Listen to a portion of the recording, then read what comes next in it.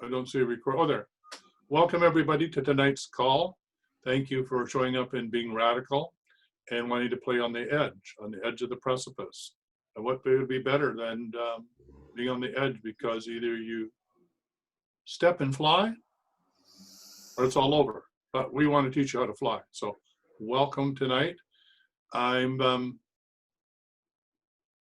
It's been an interesting day. I've had churning in my gut all day, which is unusual for me. So lots of energy. But when I describe this and why I want people to come and join us is that I tell people it's such a luscious thing to experience, of being in a group of like-minded people that's connected to the heart of Mother Earth, and the feeling of being one in that sacred connection to the divine. Mother Earth and Divine Mother is so luscious. Even if you don't have anything to say, just come and bask in that energy with us. Just come and experience what it is to have an experience of group coherence, to be one with everybody on the call, and how powerful that is, and how much we yearn for that, especially in this COVID-19 of, social distancing and all that.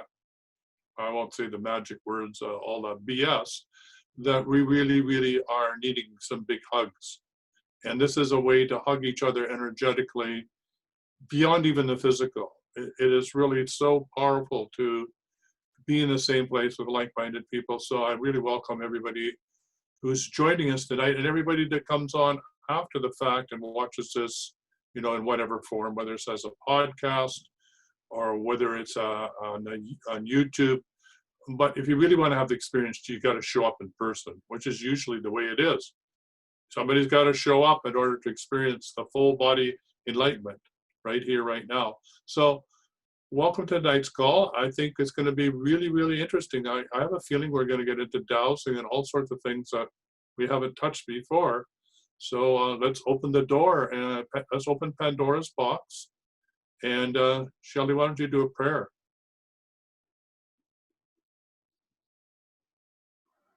Well, welcome everyone, and welcome to the connection field. Just taking a breath, and I actually have a beautiful prayer done by a grandmother that showed up in the field, in the connection field today. And for those of you that are just coming in and learning about Go to the Whole and the connection field, it's exactly what Tyson was just sharing, the space of, I loved how you put it, that just big hug, where that sensation of coming home and feeling valued and feeling connected, and allowing what the designing intelligence of the field has in store for us.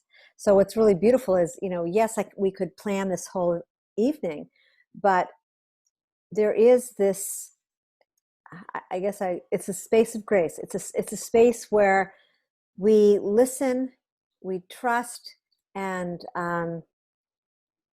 we allow this whole world view to take form, which allows us to relax in our bodies and just have fun, and be guided. And be guided, and be totally guided. Yeah, thank you, Tyson. Exactly. So specifically the connection field, you can go find out more by going to gotothewhole.org, and you can receive this beautiful digest. It's going to now start coming out at least 2 times a week, and offerings like this, Radical Heart Resonance, tomorrow night, the Healing Field, We Are a Rising Tide, everything that we need to really deepen our relationship, our sacred relationship with the Mother, with Earth. And also, if you look behind Tyson, you're going to see that beautiful cosmic background behind him, which we have to be inclusive of this aspect of life, this relationship to, as Charlie would say, the galactics or the star nation. So we hold that in the field as well tonight. So before we share with each other and open up this call fully, I'm going to share something with you, and this is a beautiful happening that happened completely spontaneously today inside of the connection field. And I'm not going to say any more. Just take a moment, keep your eyes open, and your heart open. We'll be right there. And invite everyone to put yourselves on mute, okay? Otherwise, oh no, it'll still work actually.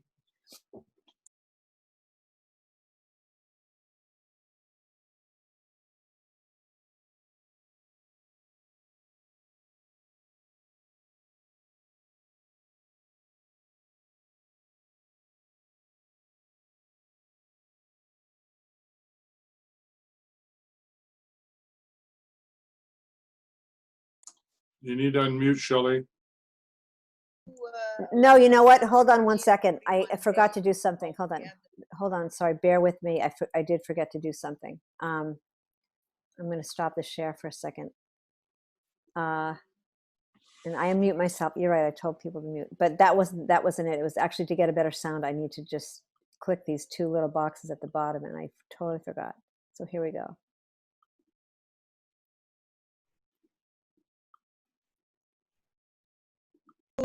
2009 with everybody in the Grand Canyon and Mount Shasta with Mr. Monzo and many great peace honor people, medicine man, and we do a lot of ceremony in 41 days all together for the great inner peace. And from me, I'm from the north, so I'm the eagle. I would like to say Kwe, everybody, it's time for the unification. Everybody has to be in the heart. And I want to say thank you for all the women get birth today for the new world, the eighth fire. It's lit right now with all people around the world in the same heart, in the same land, and the same mother. So for the song, I take a water here, and I'm gonna bless the water because the water is the womb who get birth all the mans. It's our responsibility, the woman, to take care of those mans. It's the planet around, the emotion around, the nest of all the birds around, the water when it's go down, it's round. The tears, it's round. So it's mean we are all together forever. We've never been separate. It was an illusion to think that. We are one. We are one. United by the water. The water is the blood of the Mother Earth we have. And the sacred woman carry that. So I don't have my shaker, but I do it anyway. I ask to my, take the breath. And we sing that song for the fourth direction. We start at the east. Nibi wabo endaya. Akinis kwinibi wabo. Hey ya, hey ya, hey ya, hey. Hey ya, hey ya, hey ya, ho. Now we go at the south to share all that sacred water. Nibi wabo endaya.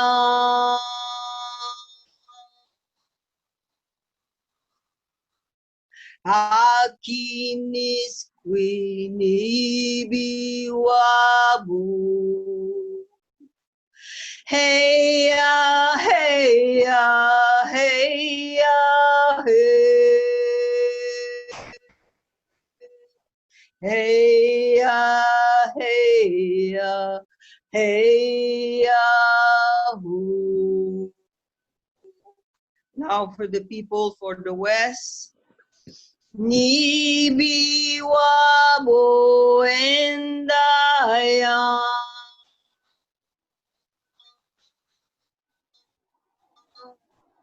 Akinis kwinibiwabo.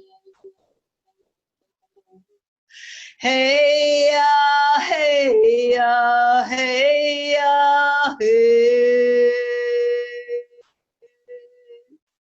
Hey ya, hey ya, hey ya, ho. Now for the north, for the wisdom, white buffalo, all the people. Nibi wabo endaya.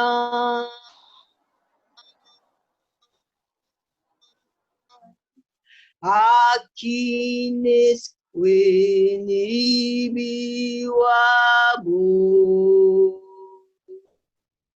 Hey ya, hey ya, hey ya, hey.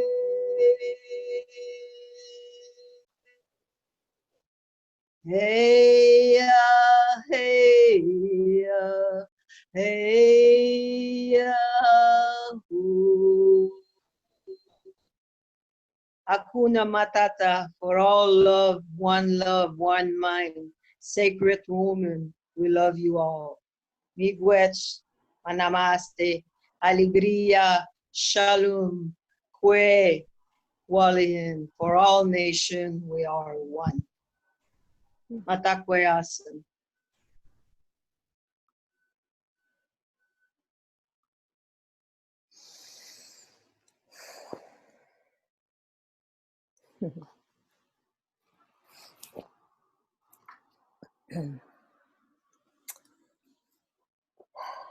Beautiful infusion into the field, into that state of one humanity, and inclusive of everything that's moving.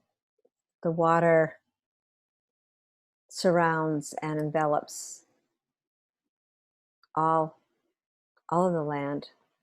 And I think what was coming to me tonight in terms of things that have been shared today is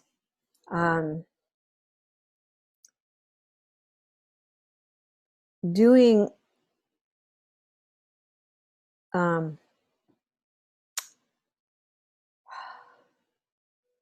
sort of embracing the emotional body of the earth as a whole being. So that's included of the more than just the discordance, but it's inclusive of the pain that's still within the mother, that's carried within the womb waters, that's carried within each one of us, in regards to some aspect of betrayal, ultimately. And Deb and I were talking a little bit today, and I spent a lot of time online today with a lot of Indigenous people and hearing a lot of story. And Kate, I think you're going to love this and jump in, because this is where the healing takes place on a particular level, like where, you know, a lot of that fear of trusting one another, that fear of being betrayed, you know, when we take it back thousands of years with going back to the Native Americans and their lands being taken, promises that were made that were never kept, everything, water's polluted, the taking of, you know, the fracking. I mean, there's so much within that emotional body of the earth and in the emotional body of within us. And we know that it begins within us. And I had my own year-long journey around betrayal, but I feel like it's sitting in the air. And so Tice, I was thinking, even working with, I'm blanking out right now, but Emily, I mean, no, Amy, you're on mute. Amy Jo Ellis of the Court of Atonement. Yeah, the Court of Atonement. So I think that's, I mean, I think once we open up and let's just open the field for what is sitting here, so that we as really love and light workers, really, that we allow it to come out, or whatever wants to move in us. And so we can start with the cord of atonement after everyone shares, and just let's let it bubble up. I mean, we've all been in the field, and I know Kate's been in the field today, where she read this amazing letter from this Indigenous grandmother that she's close to, and her kind of upset at, even going out and doing these ceremonies on Facebook. And really, how do we, tonight, like, how do we be with this evolutionary shift that's happening, and this need to come together as one humanity, and I think, but it's interesting because Deb brought up this betrayal that has been sitting in our bodies, and as a collective, as clans, as tribes, and so I feel like this is the way in. And even doing some dowsing, listening for where our attention is being called. And maybe, Tice, we can do a group protocol, and even go to your mountain, start there, and give people an experience of and have everyone participate in whatever way comes to them in this growing luminosity of love that can support the healing of support the healing, and allow for that deeper integration. So I'm going to just leave it there with my voice, and maybe let's just open it up, Tyson, and let everyone share what's moving for them. And it doesn't have to be exactly this. It might be something else. But I have a sense, when grandmother Madeline was singing, and I'll tell more about what's going to unfold in the connection field with her, because that was an amazing moment. I guess I'll just share this one other piece. What was happening was, right before she popped on, the reason she sang that song to open the directions is that two young girls, one 3, Meadow, and her sister, I'm guessing she's about 7 or 8, Hannah Ray, came on with their drum. They've just we discovered they moved to Florida about a half hour from me. And they wanted to sing the song, and they started drumming the song. And so we had 3 generations on this call this morning. And it was phenomenal, just the love and the willingness to show up with all that is. So with that, that's enough. And I think, there's keep your share to, 2 to 3 minutes, or, and just let's allow what needs to bubble up through us as an expression of the mother, the earth, and all of her beautiful elements, that's, all that burning energy, and let's bring some loving water to it. So I'm complete.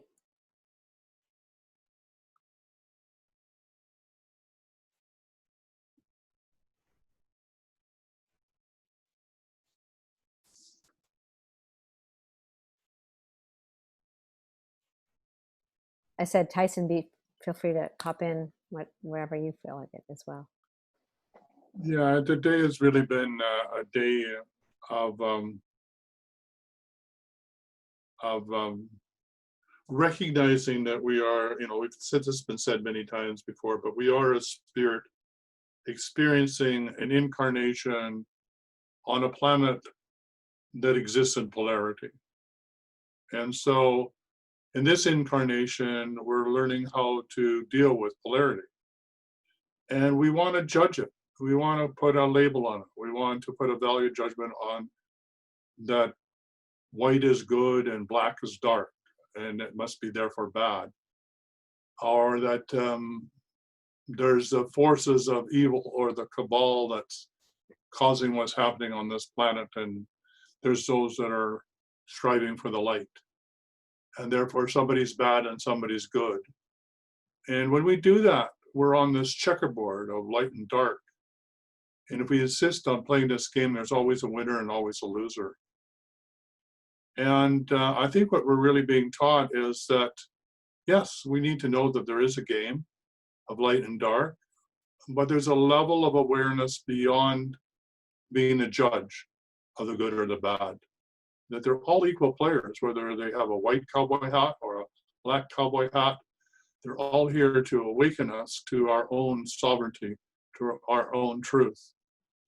And I came to me this vision of remembering of traveling with a First Nations person, and we had come from a council in which the environmentalists and the government and all the stakeholders in forestry and water carriers and First Nations and all the different stakeholders had come together in the northern part of British Columbia. I was working for the government of British Columbia. I was actually chairing the meeting to come to some resolution, some common good or common agreement about how to move forward, like which lands would be logged, which would be protected, which would be parks, which would be whatever.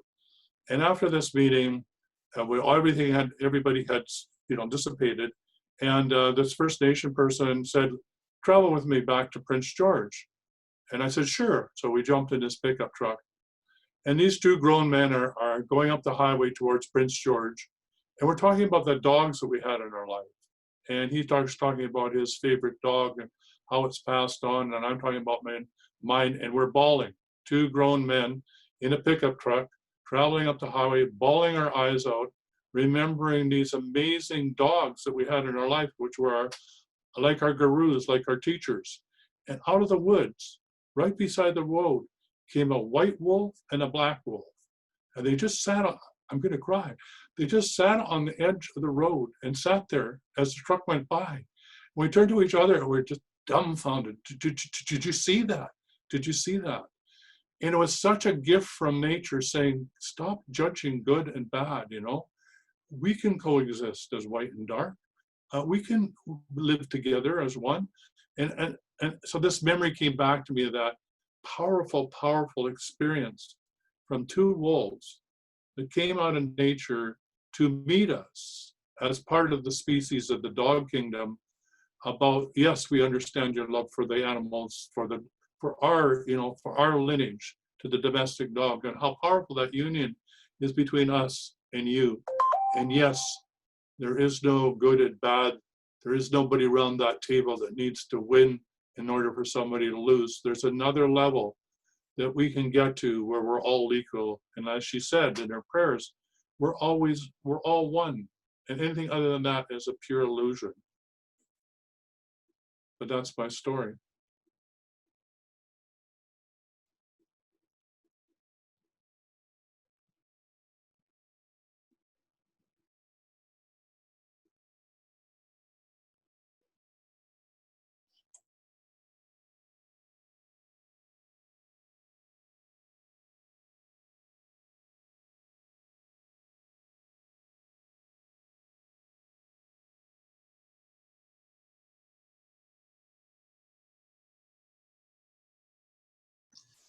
Clover Kate will pick up the talking feather just briefly. Say, yeah, it's always those confirmations from nature that really drive the lessons home. I'm sure we've all had experiences where Mother Nature shows us where, lots of times if I have a question, I go sit by a tree and somehow, there's just a sign, if you will. And of course, I know that's really interpersonal and it all looks different for each of us. But I call it how we tap into the soul of the world.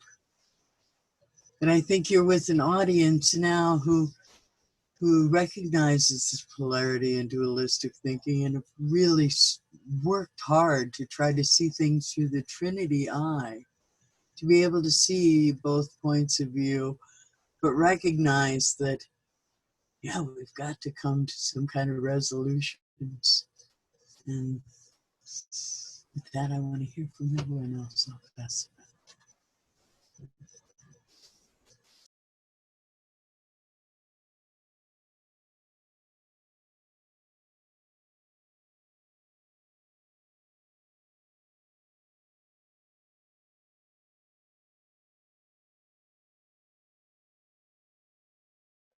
I'll just say, welcome, Linda. This is perfect. So just breathe this in. It's perfect that you showed up for this moment. So we're just, people are just sharing, and then we'll tie it back in. Hi, I'm Deborah. I'm in California. It's a beautiful, beautiful day. And probably like 77 degrees, which is really warm for us. And we got the message yesterday that our governor has decided we will have another whole month of being sheltered in place. So that was kind of a lot of, you know, when you hear other states being set free, so to speak, Georgia and South Carolina, you're like, we have another month. Anyway, in feng shui, which is what I'm all about, being a feng shui master, there's a way to measure energy, and it's called the bagua. And there's 9 guas, and in the center gua is the Tai Chi, which is black and white. And many people talk about them being 2 fish swimming. The black one has a white eyeball, and the white fish has a black eyeball. And the thing that pops in my head to share about tonight is that it's about finding balance constantly. And the black fish may get a little bit bigger, or the white fish gets a little smaller, or the black eye of the white fish gets a little bigger, and the black fish with the white eye gets a little bit smaller. And so in feng shui, it's the center where the Tai Chi is considered balance, and how to keep our lives in balance, our homes in balance, our structures in balance, our yards in balance. It's all about being in balance. So it isn't so much about white or black being good or bad. It's about keeping the harmony between the two and recognizing that everything has a polar opposite to it, whether it's hot and cold, or short and tall, and thin or fat, that there is this constant balancing that's going on. And it isn't that one is right or wrong. And as Buddha said, many other people, wise people said, it's the middle way. But the white and the black can be also kind of a sign for us to see whether we're in balance, whether we're in harmony, whether we're keeping ourselves in harmony. And I just was reading the book by, I think it's John Milner, is that his name? And the laws of, oh, it's right here, I can grab it a second.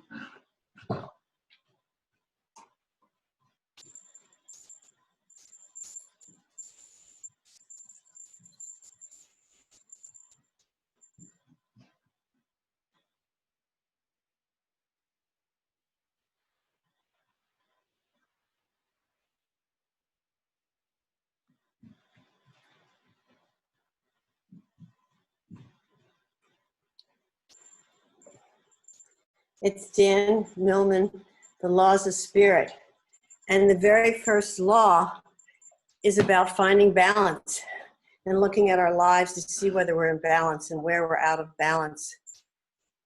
So when I hear about this black and white, that's what immediately comes to my mind, is finding the balance. What's the balance? And clearly, there isn't any balance right now, with some states being, you know, everybody's supposed to still stay in their shelter in place, and other states are being given freedom, and we're doing all these crazy things.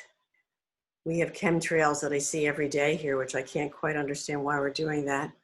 So, and then you turn around and have somebody do something good and positive, like make a mask for someone. So I think it's a whole mix that's going on, that's constant, black and white and changing, and finding the balance and keeping the balance for ourselves is what feels super important. I'm done. Thank you.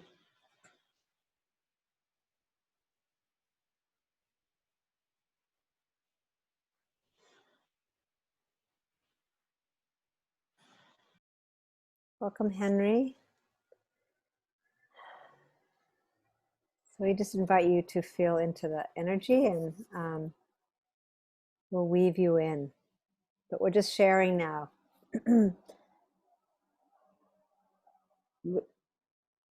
Yeah, I don't think I'm going to say something.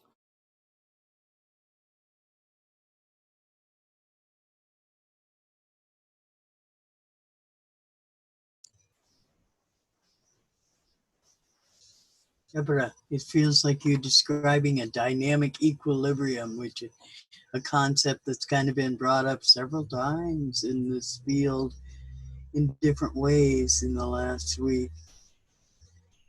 The other thing I need to, or just feel compelled that you're still seeing chemtrails there. You know, I'm in rural South Dakota, and I was, thinking I saw chemtrails, and of course everyone says no, no, no. But indeed, even though the skies are clear the other day, I saw this low-flying plane with, So yeah, I wonder why they're doing that too. That was a quick rebuttal. Yeah, I think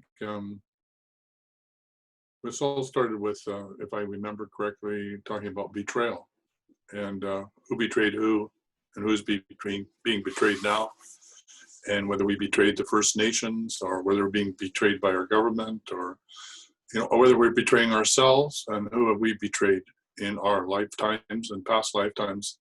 So I think that we're in a time of forgiveness, of just really learning how to forgive ourselves for all of what ways we may have showed up and messed up. And in the process, maybe we can forgive all those that are in the process of waking up and doing really crazy things on this planet that I never thought anybody would be so crazy to do, whether it be chemtrails or glyphosates in the food, or fluoride in the water, or or GMO food, or it is crazy. We live in a crazy planet right now. But the one common theme that seems to be running through even those that are waking us up about what is happening on this planet, they always end up with a good news story. There's behind all this a feeling that we're about on the precipice, on that edge of the cliff that we talked about, to something so magnificent, so new, so awe-inspiring that we can't even grasp it, even though it seems like for some of us, we're really stepping into hell, or we're experiencing the craziness of a planet that way of life that we knew before is disintegrating. Not that I'm not in favor, because there wasn't much of the way that it was that I'd want to keep if we come out of this lockdown. But that being said, betrayal was sort of the theme. So, I spent the whole morning with my coach on that whole term of betrayal and abandonment, of letting go of why I felt abandoned, and coming to the realization that on the higher part of myself, that wu wei that you're talking about, which is beyond the yin and the yang, and that balance, I can't be betrayed. It's impossible to be betrayed. That it's an illusion. That it's only my human mind consciousness that has fear, doubt, shame, and guilt that could possibly feel us to be betrayed. So do I want to stay in betrayal? Do I want to stay in fear? Do I want to stay in shame or guilt or anger or resentment? Or do I want to get to that point of what we're talking about here, beyond the yin and beyond the yang, and in the Tao or the Wu Wei, where it becomes effortless? We haven't abandoned the world. We just see the world for what it is, and we're not pulled by the yin or the yang. Now, can I stay there for any length of time? Probably not. Can I do it for 1 or 2 breaths? Yeah. And my coach had me there for a good 20 minutes, and I got to say, it was so luxurious to be in that infinite grace, where there was nothing to do and nowhere to go, where everything was abundantly clear and everything was present, and there was total absolute abundance, and everything was possible. And I prayed for that for everyone. I believe that's the world that we can step into. So that's what I'm voting for.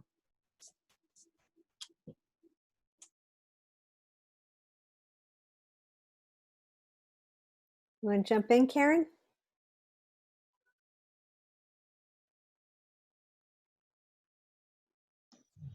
I was just saying, me too.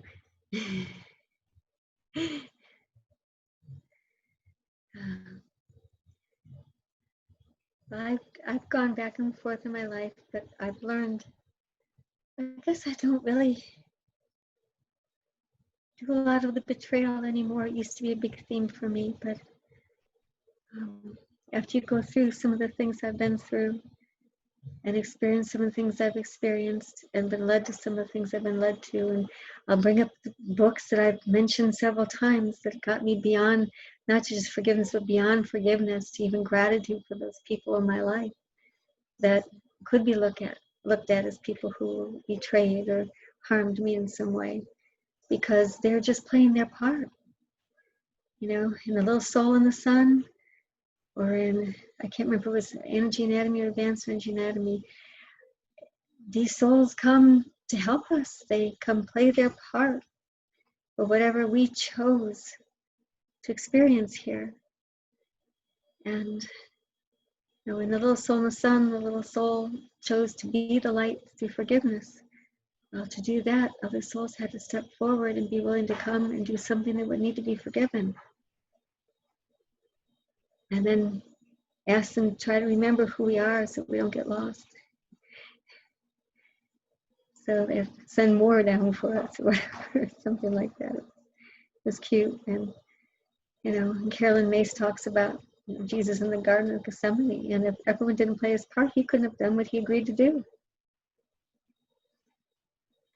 So when I started looking at life more that way, it got a lot easier to be grateful for those people, because those people made us who we are.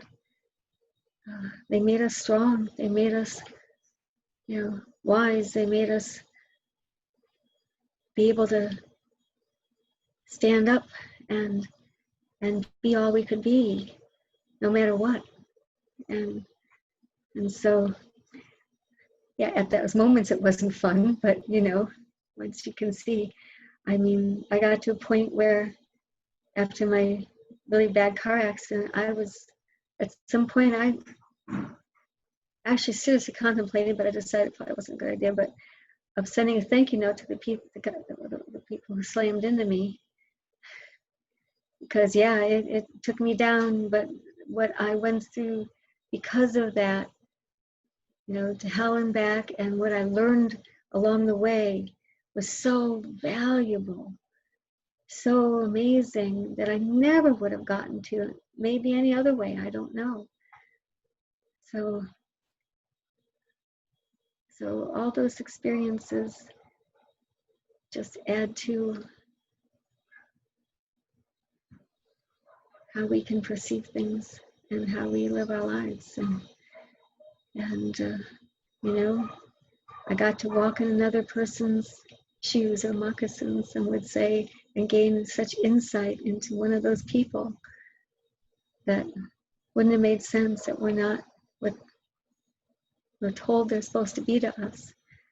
And got to see what it was like and understand and go, oh my gosh, you know, what they went through, what they gave up to be there, to do this with me was tremendous. So yeah, it's difficult at times during those moments, but when I can remember, oh, they're just playing their part.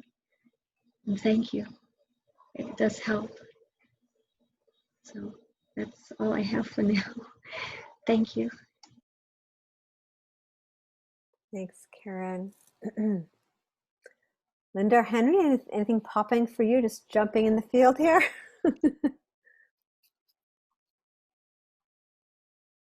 Yeah. Oh, Henry, you're unmuted, but we can't hear you.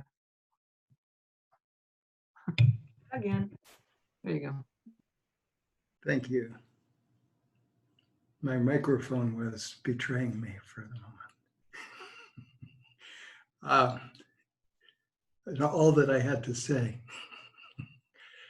So what this is reminding me a little bit is kind of an exercise with a Peruvian teacher where we were examining the Trinity, the victim, the perpetrator, and the rescuer, and all of those different roles that we stepped into that are not, all of them are not healthy.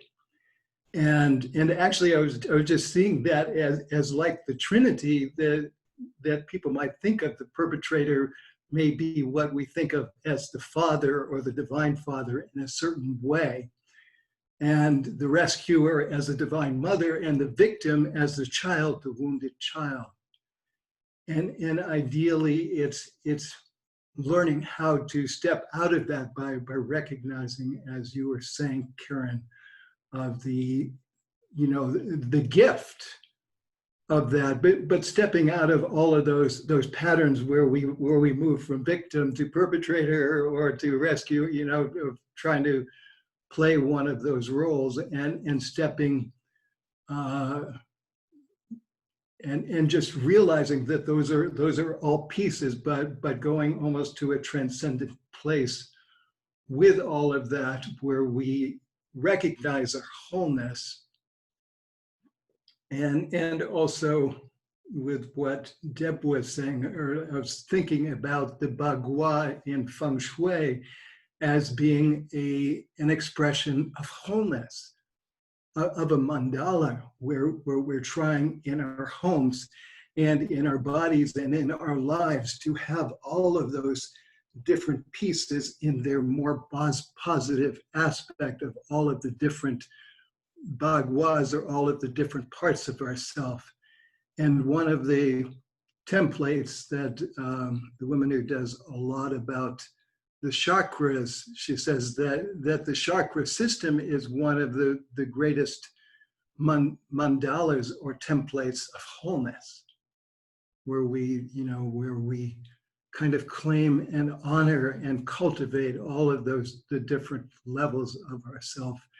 And through challenges, I know that I have learned compassion through challenges, where with others, another who was seeing me as a perpetrator, and then I ended up being a victim in that relationship because I felt like I should, be helpful, or so.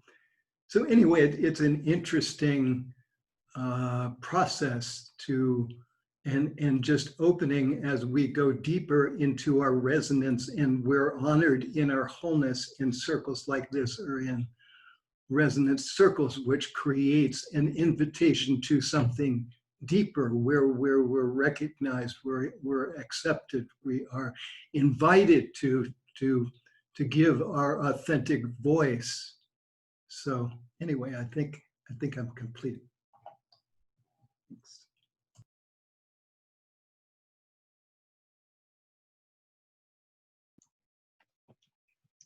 So I think I know everyone here, except for maybe Deb. I'm Linda in Indiana.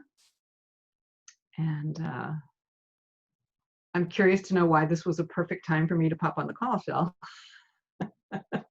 I just popped on. Oh, it's perfect that you came in at this moment.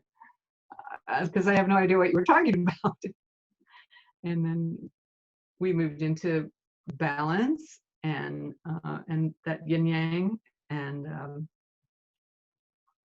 I love the idea of the wholeness with the feng shui and the chakra system, and even the victim, abuser, perpetrator,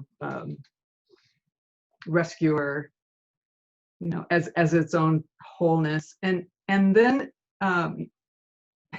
Tyson brought back that you're talking about betrayal,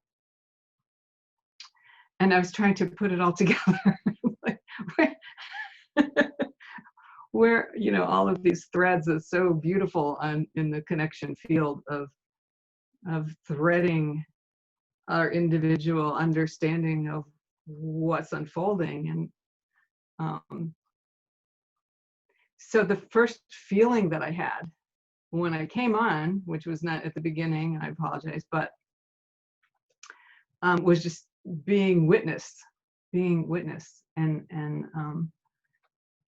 in that place, because we've all gone through gone through all of those stages: betrayal, abandonment, anger, frustration, car accidents. How do I live through this? And you reach a point where sometimes things are so out of balance in life that you have nothing left, literally nothing left. And so there's what I felt like was part of my soul that just stepped back and became witness to my life. And that was such a peaceful, and it still is, the most peaceful place of me, where and it is a practice, you know, not to get caught up in every drama that's happening everywhere, but to pull back and be witness, and in that witnessing, just holding it all in love, just holding it all, the yin yang, the black, the white, just everything about the pain and the joy, you know, the blessings and the tragedies. And I think at this point, we've had the connection field open for a month, maybe. I'm not sure. We've all lost track of time, but and I think it was you, Henry, that said, or maybe it was Tyson. Sorry, we're all one here, so I can't remember who said what. That in the midst of this pain that we're seeing, and the tragedy, and the deaths, and the families suffering, is this goodness that's coming. It's pulling our natural capacity for compassion. It's stirring everything up, so it's coming forward. Whereas if everything had just been the same, and this pandemic had not landed on our planet all at once, where we all had to pay attention, we would still be going on this blind treadmill that was taking us nowhere. So I find the blessing in this pandemic, the good, the bad, and the ugly of it. But it has been a gift to stop everything, to slow down, to become more witness of our own lives. And I am not in a hurry for things to get back to normal. I agree with Tyson. I don't think we know what our new normal is yet, although we have some visions of it. So, wow, I'm looking at the time and it's already 5 to 8. So I don't want to take up your time. I just want to presence myself and thank you. And let Shelley tie it all together and tell me why am I here? No, actually, it's Tyson and I co-host this call, and but we're all fully fit players in this field. I just want to check in with Tyson before I say anything. You want to add anything or say anything? Or No, I love what everybody's saying about the role of being the witness, and the detached but compassionate Buddha perspective on what's happening, that is perfect the way it is, even though it's highly dramatic and overwhelming, it's still perfect. And to hold all that in balance, right, and be okay with that is really something we're being asked to do. And the more we can do that, I think the more we can allow other people to experience this. And that's why this group, for me, is so powerful, is that we get to dwell in this crucible, to be supported in this unity of wholeness and experience what the collective resonant field feels like when we surrender our individualness to join the vibration that's emerging. And it, to me, it's luscious. It's I'd love for more people to have this experience of just coming here, speaking your truth, and just feeling the beauty of it. There's a term in one of the books called grokking it, right? I can't find an interpretation of what grokking it means, but full body juiciness of feeling, experiencing, dwelling beingness that can come from being in a group like this that understands that the whole is greater than the sum of the parts. That's the best I can do. Oh, that's it for now. I was thinking of the word humaning. You said grokking? I never heard of that. But what popped in my head was humaning. it comes from a book called Stranger in a Strange Land by Robert Heinlein. And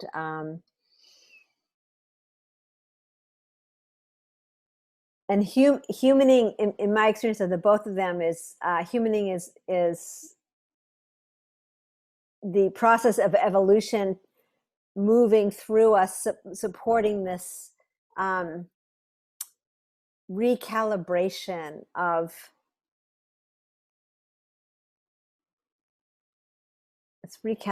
who we truly are, so that we can be that fullness. Whereas I think rocking is more the experience of the field, literally. I mean, to me, rocking it was a term used in this book, and it was that space of that unitive consciousness in which when you say, oh, I rock that, or, you know, it's like that moment, that experience of getting it. You get the actual experience of this whole worldview. You get it. You embody it. It's a term that you would. It's an expression of embodiment. Actually, is pretty much. I think Henry's nodding. So it's also an expression of just total understanding, like you. Total understanding. Yeah, and I'm going for the luscious emotions, a part of that as well, right? So, okay, I keep feeling really driven, because I mean, this is, you know, beautiful. And I think all of us have these very wide expanse of experiences and expressions. And we've been doing all different aspects of ceremony in some way, right? Whether it's feng shui, or whether it's dowsing, or, you know, whether it's crystalline light, or whether it's, you know, dancing around a fire or playing music. I'm kind of looking at this beautiful tapestry of energies here, right? Or Reiki, or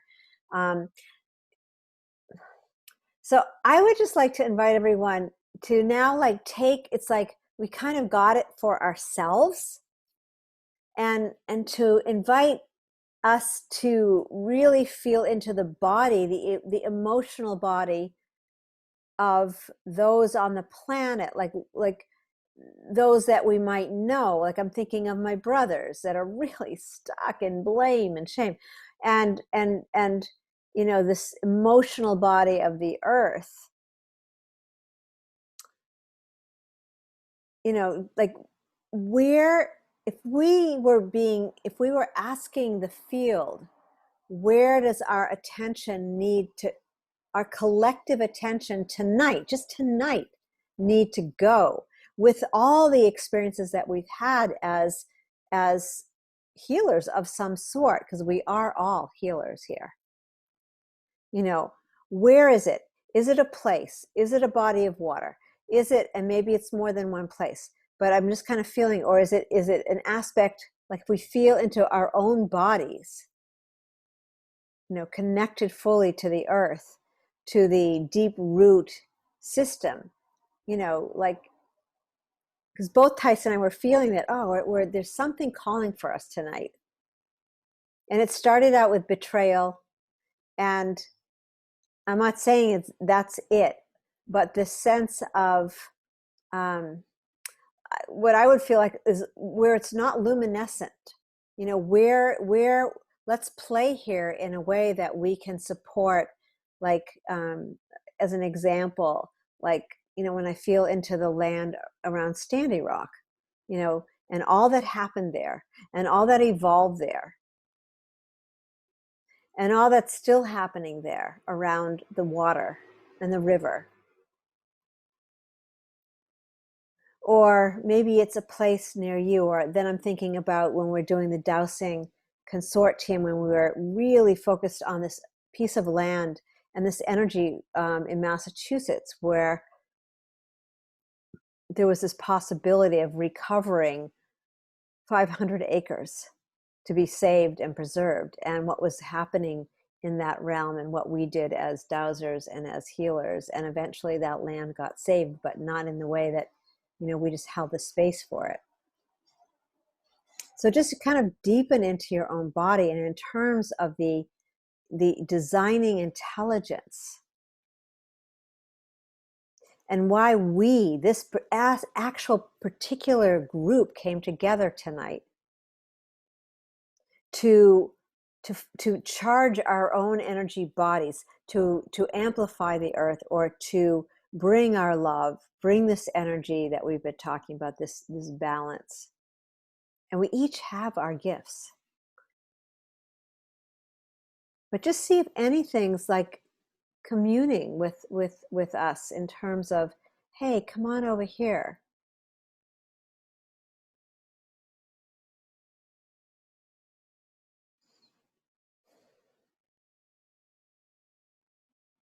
That maybe some of the aspects that have been brought up here tonight in terms of balance and betrayal and, dark and light and I do keep seeing those two wolves. For me, it was two red foxes that were sitting in the road. But maybe like, who do we need to call in? What aspect of nature or the elementals or, that we can invite into this circle tonight to support a person or a place or a situation. And that we, as a collective, can come together and whatever it is, like bring sound, maybe do the Chord of Atonement, which, like maybe we get to infuse the field with our gifts here tonight. So I don't know, that was coming, through me, just, to just kind of like, just like a geyser, just like bring that energy up and surround. So I don't know, if anyone's getting anything from that, but I trust the field because always someone's going to pop the exact right thing. If it's not all of us, it will be someone in the field to, really exercise our capacities here. So I'm complete.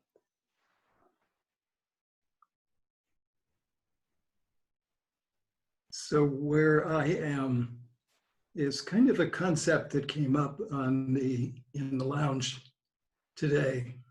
And it's called mutual awakening.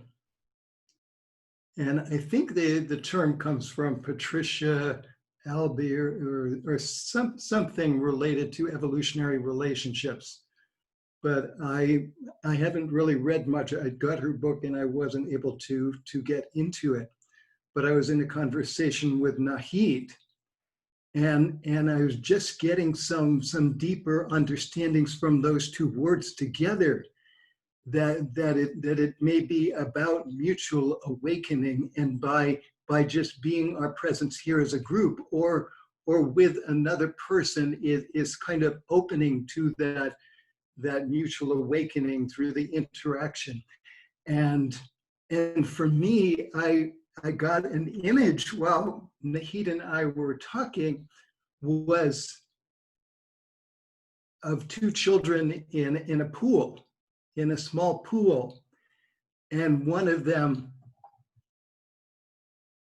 playfully splashes the other, and then the other splashes back.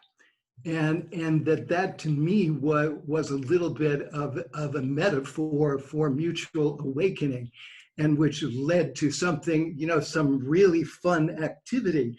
So in a sense, we here are splashing the group, or we're splashing one another, and what one person says, gets a little of the droplets on other people, and there is a mutual awakening that's happening. I can feel it now, and that's what this is all about in a certain way. And if we can just be present with others, or energetically, maybe in meditation, open to that place, that in compassion, or just really being fully present with others who are being challenged or are not grokking it yet, who are not having the aha experience. When Archimedes grokked it and he ran out naked into the streets after that aha experience, that he finally understood something. And so it's opening to the splashes, and in gratitude, and even to the challenging ones of being a victim, feeling in any of those roles. So anyway, so I'm just putting a plug in for mutual awakening. And I feel that energetically as I'm seeing people here and nodding that's in a sense what we are about. And so my next book, I'm going to title it Splashing. And that's a big feat because I don't have any other books yet. And I'm complete. Hi, Deborah here. I totally agree with you, Henry. And I've been involved in feng shui for, I guess, more than 20 years and 25 years. And we're disciplined to not, mess is the word that comes to my mind, but to not get involved with other people's lives when they don't request it or ask you, invite you in.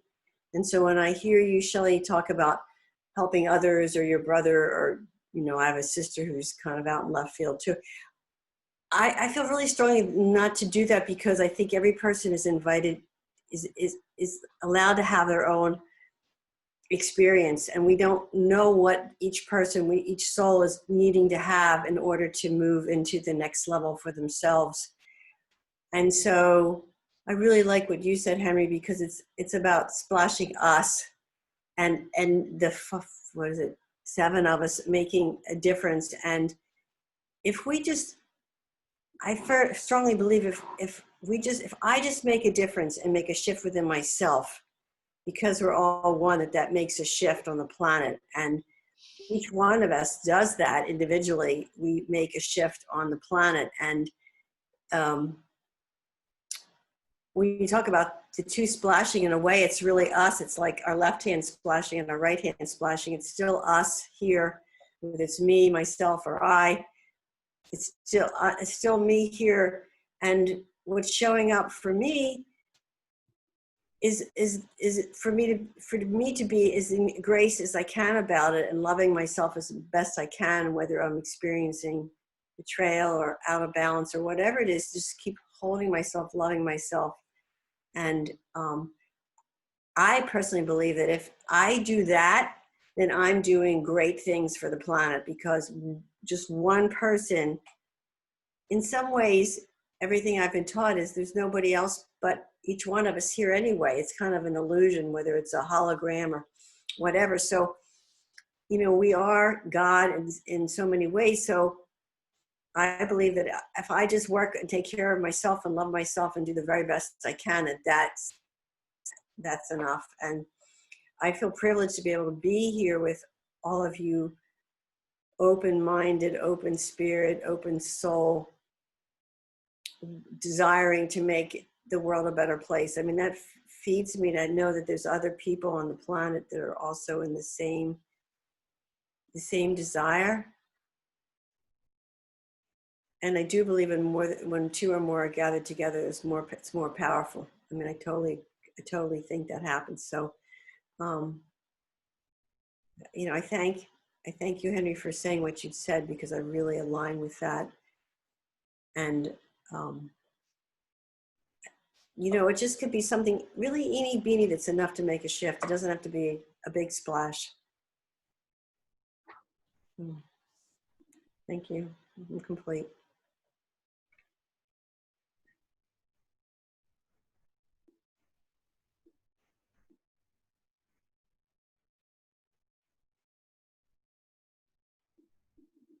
I love that image of the splashing, and that we're splashing on each other. And then I thought of the coronavirus. It's like, oh, it's splashing. That's how it's getting around. It's splashing on each other. So, but we're more contagious. Love is more contagious than any dis-ease. Yeah, I love that. I'm just adding that into our tapestry here. Splash away, friends. I'm sort of still stuck with Shelley and her brother. So Should I add my brother in there too? yeah, and my daughter-in-law and all those that are really trying to figure this out when there's really nothing to figure out, which is easy enough for me to say. Anyway, I'm going to tell what I was told by a sound healer that really helped me settle down, and I'll see if I can do justice to it. We were in the kitchen and she was making some exquisite food and we were having this conversation. I was working with her best friend who was helping me work through things, and she just turned around and said, well, I just want you to stop trying to figure all this out and imagine yourself that there's an angelic part of your being. You can call it your higher self or you can call it your guardian angel. And just imagine that you're standing there and this huge, huge angel is just bringing its wings around you and holding you close into its body with its wings. And it's telling your little, your inner child that it's okay. We've got this all under control, that I'm your higher self or I'm your guardian angel, and you could just relax now. And I understand how difficult it was to try and run the show when really you just want to be the inner child and play and sing and dance and just be one with all that is. And I just want you to know that as your guardian angel, your higher self, I'm letting you do that because I'm here to run the show. And I don't know why, but for me, that was just such an incredible relief to know that there was another part of myself that was going to take over this part of me that felt maybe betrayed or lost or misunderstood or troubled, or I needed to figure something out, or I couldn't get it right, or whatever it was. And so why can't we do that for our loved ones? Why can't we bring down their guardian angel in our mind's eye in a circle of us doing it for our little ones and calm everything down in a circle of angelic beings who from their higher selves embrace the lower beings that are in so much fear and trembling because they don't know what to do, and just calm it all down. Just calm it all down. Anyway, that's what's coming to me. I'm complete.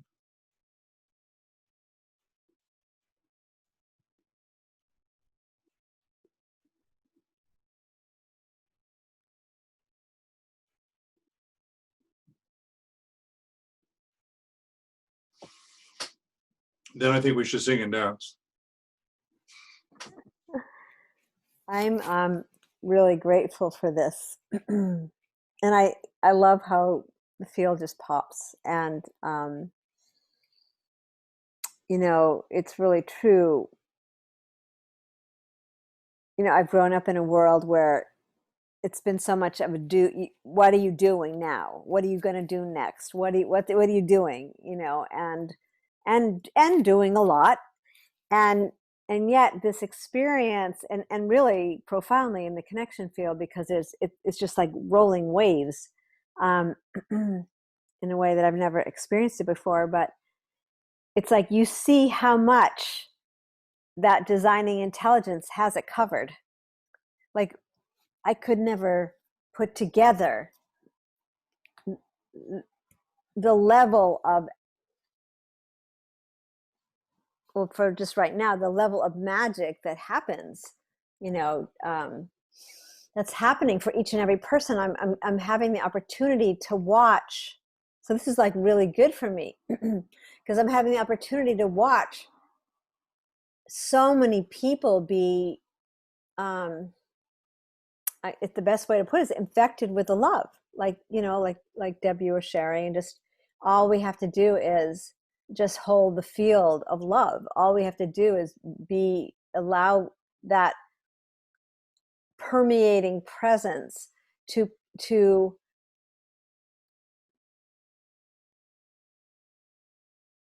become the attractor field for someone who's just ready, and create the, it's just like, and it's interesting because even with the dowsing, I've had to like really come into understanding that all I have to do is relax into it. and whatever you want to call it, higher consciousness or guardian angels. And I love playing with the angels. I love calling them in. I love, playing with the elementals and water and, and the understanding of water. So I'm just feeling really grateful. And so in terms of these beautiful pieces that have come for each one from this beautiful tapestry, mutual awakening and, the playful splashing and this understanding that there is the only pressure that's happening is the pressure I create on myself. And so I really feel it's a really interesting experience. I just have to own it. It's a really interesting experience, coming from the Dowsing Consortium and Tyson, and we're enacting, we're engaging, ultimately it's about being in the love, but we each one have beautiful gifts. And I think rather than even the word skills, it's like we all have beautiful gifts that we've been given to support someone's passageway or pathway to, back to loving themselves. And ultimately, what else is there, really? Because that's the first thing that's gonna heal everything. But anyway, I'm just feeling really grateful, and it feels like very sparkly to me right now, just like really sparkly. And maybe that's that splashing. We're getting splashed. It's just that new information splashing us. So yeah, that's all I have to say, and I pass it out into this field of. And what came to me was, as I was listening to each one of you, is it's like the joy of sitting in that field of potentiality, where the newness can happen and the new information can come in, and we can be in, I still prefer this word, in that delightment, that we get all gotten so caught up in the enlightenment journey, but this delightment and I think that's maybe what tonight is all about. And sometimes, sometimes I feel like I'm being used as a conduit, not actually aligned with what I actually feel, but it's like, here, go play this part and see what pops, and even in the Monday call, sometimes there have been situations where I was felt like I would put in a certain quote, and it wasn't actually what I believed, but it triggered, it opened up the field, it opened it up. So I'm just grateful for tonight, and thank you. And I pass the talking stick, the talking crystal. Actually, I'm holding this crystal, this beautiful ammonite skull, actually. And from the last splash,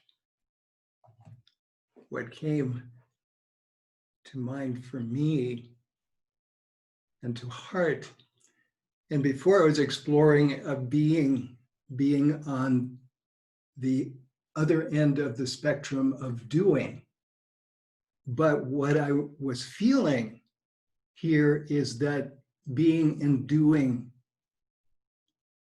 is happening here right now simultaneously. Certainly I'm not leaving out actions, and more physical actions in that, but on a certain level, there was a lot of activity that grew out of, our willingness to be present here in the pool. I really hear you, Henry. And I think that, as we were talking, there's probably several groups like this meeting. How many people, everyone wants world peace, but we all feel so helpless of being able to do anything about it. But when we gather in circles like this, and we feel that when we send out the vibe of maybe we can trust one another, that it's safe to trust again, and the betrayal goes away, the intolerance goes away, when I know that it's safe to be me. And Thank you for splashing on me. I loved a great dialogue. Passing, talking with Billy. I don't have anything. Paperweight. I think in this state of grace that we allow ourselves to arrive in, it all becomes effortless. And as Baba Ram Das says, there's nowhere to go and nothing to do. But the doing is happening. Like people said, there's so much doing or becoming, or however you want to describe it, out of the ineffable nothing or everything, depending on how you want to look at it. The world is changing by us just dwelling and being in that state of grace. And I don't know about you, but every time I allow myself to be there, it's just like luscious. Who doesn't want to be there, right? Who doesn't want to just surrender and let it be? Knowing that it's going to be okay. We're on track. There's nowhere to go and nothing to do. Just show up. Be present, fully present.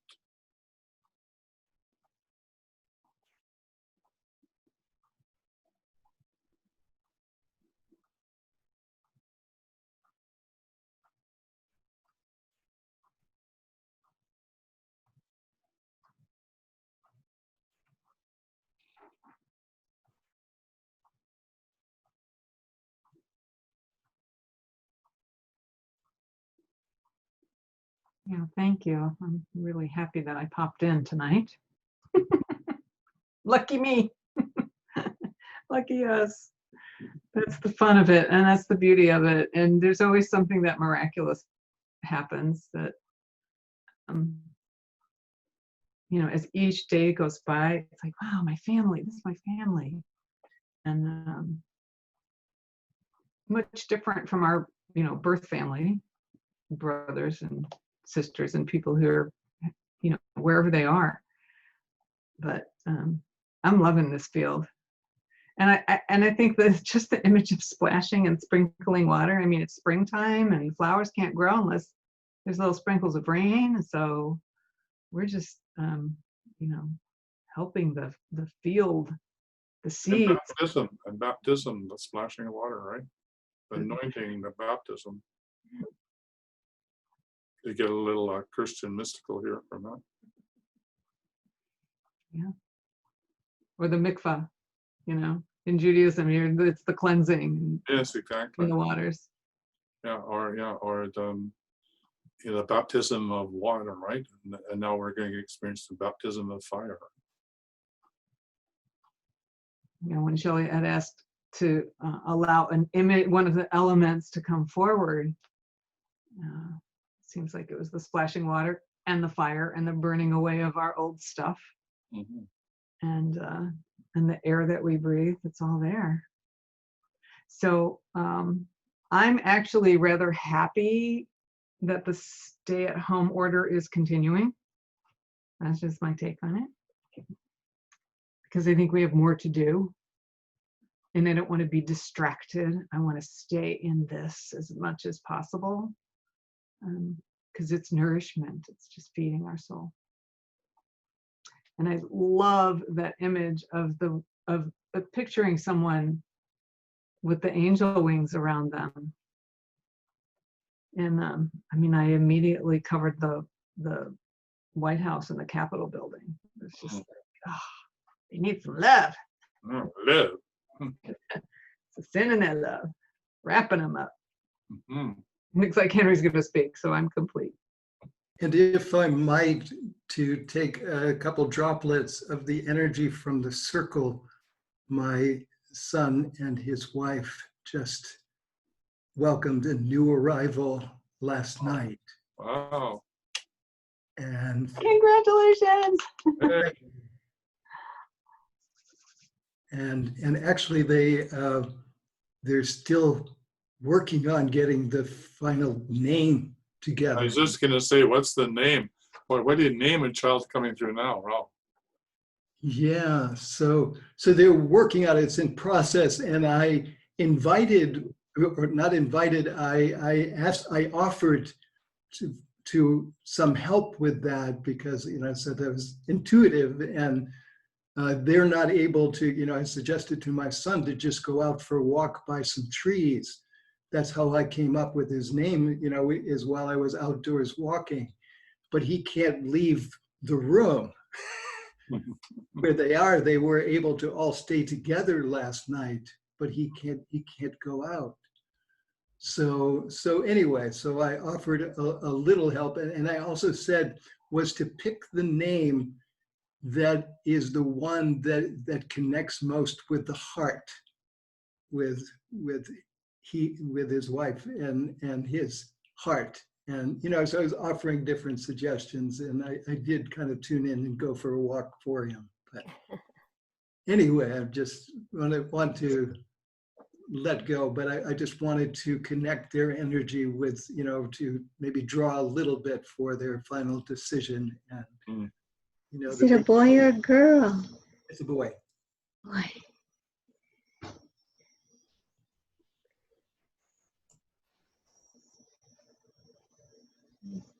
Well, how beautiful that child decided to come in at this time. Because I would say that, there's the children that are coming in, and we all, many of us know this, but yeah, I think it's really, what a beautiful thing to bring into the circle and the splashing, and it makes me think about just like what's new on the planet and just shifting the attention to what new sprouts, so it's springtime, or, what new sprouts are sprouting and how beautiful that is and the flowers. And I love that little girl's name today was Meadow, and Hannah Ray, the two little girls who are playing drum. I don't know if you saw them.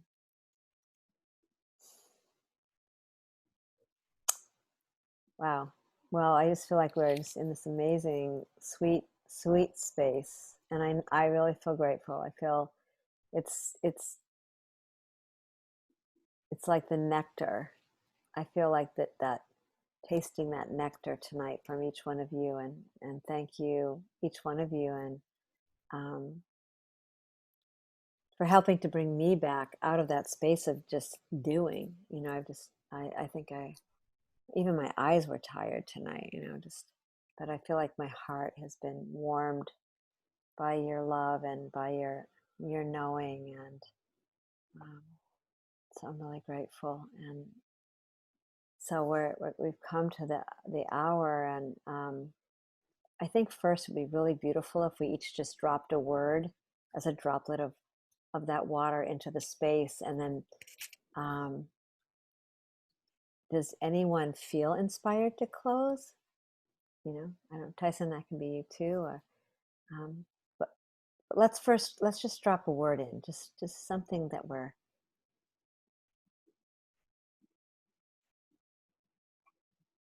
just jump in. I have a few words. I'll try to keep it to one word, but Okay. there's a divine mother energy called darkness to joy light, and I just love that concept.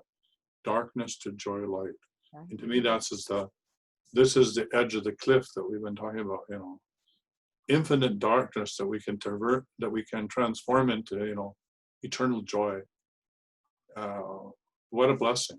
What an opportunity. It's like we get to play with the cosmic energy and rearrange it. We can be the alchemist. What sort of world do we want to create? How do we want to manifest and birth a new earth? And what's it going to look like? And I'm excited. We're going to be earth doulas. A gathering of human Jonathan Livingston Seagulls. Exactly.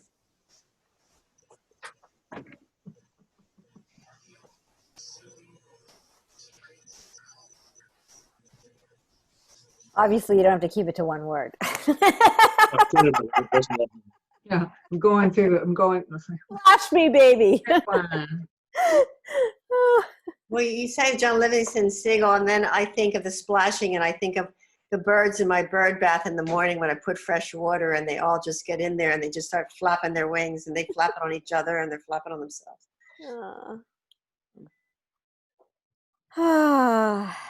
That's You my said word. words.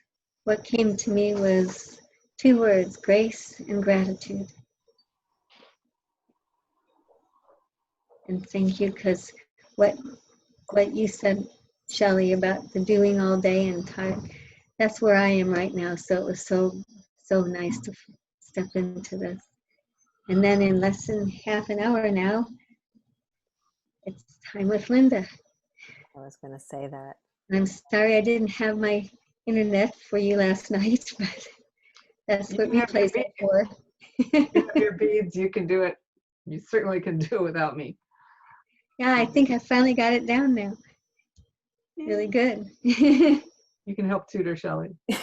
Gum, gum, bubble gum. Cracks me up. I would say that my Now I can't do it. I was doing it on and off today. It just kept coming, and it was really great because it kind of cleared my mind of all the other stuff going on to just be doing that. It just happened and started up. So Om Gam Ganapataye Namaha. Om Gam Ganapataye Namaha. So Namaha. my word popped up of joy, and I'm going to leave this splashing of joy, and I love you all, but I'm going to prepare for the next. Yes. So moment. just, I'll tell them about what Tyson, he probably doesn't know. But yes, I would. okay.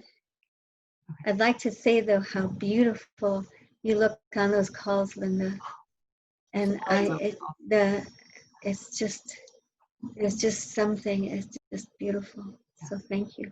Thank you. It feels great. Creates amazing sacred space. Yes. Th- All right. Mwah. Love you. See y'all later. Bye. Okay. You know that Thank you. It was great. Behind you. Perfect. Namaste. Namaste. Much gratitude. If I had Oh, one word to say, I would say powerful. powerful. Yum. My one word is yum. Yum. Appreciation. Wow. Go ahead, Henry. What were you saying? Appreciation. Appreciation. Yeah. Yes, you got it?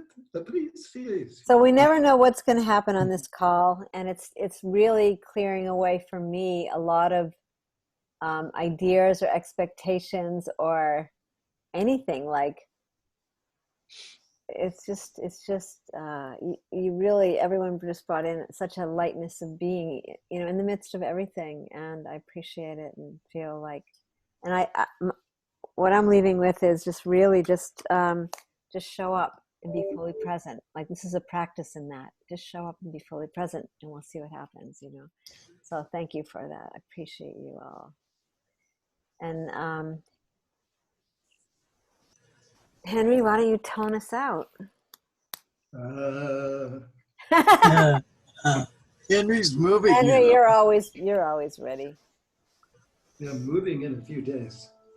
Oh, Henry, I'm flying to Colorado Oh, you are? Oh, great. yeah. I'll show you my new place. So I just invite people to imagine that you're in that pool with children or with your child self, and you're gently splashing around. Make sounds.